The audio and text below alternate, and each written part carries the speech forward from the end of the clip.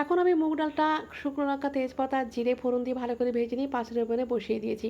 তারপর ফুলকপিটা 2 মিনিটের জন্য গরম জলে আলু ফুলকপিটা দিয়ে তুলে নিয়েছি। তারপর বেগুনটা ভালো করে ভেজে নিয়েছি, নুন আর হলুদ দিয়ে দেবো। এই যে দেখুন কপিটা তুলে নিলাম। আজকে আমি আপনাদের সঙ্গে 30 মিনিটস লাঞ্চ মেনু শেয়ার করছি।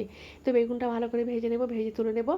এই যে দেখুন বেগুন ভাজা হয়ে গেছে। এখন আমি পাঁচফোড়ন তেজপাতা টমেটো আর আদা ভালো করে কষিয়ে নিয়ে হলুদের গুঁড়ো লাল লঙ্কার গুঁড়ো জিরে গুঁড়ো দিয়ে অল্প একটু জল দিয়ে আবারও মশলাটা বেশ ভালো করে কষিয়ে নিয়ে ফুলকপির আলুটা দিয়ে দেবো, দিয়ে ফুলকপিটাও আবারও সমস্ত মশলার সঙ্গে কষিয়ে নিয়ে তারপর পরিমাণ মতো জল আর নুন দিয়ে ঢাকনা দিয়ে দেবো।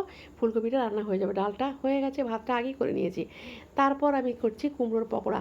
এখানে আমি চালের গুঁড়ো বেসন দিয়েছি, নুন হলুদের গুঁড়ো একটা জিরে গুঁড়ো দিয়েছি, দিয়ে পকোড়াগুলো ভেজে নেবো মুচমুচে করে। তারপর আমার রেডি হয়ে গেছে। মাত্র 3টে পকোড়া ভেজেছি, পরে আবারও ভাজবো।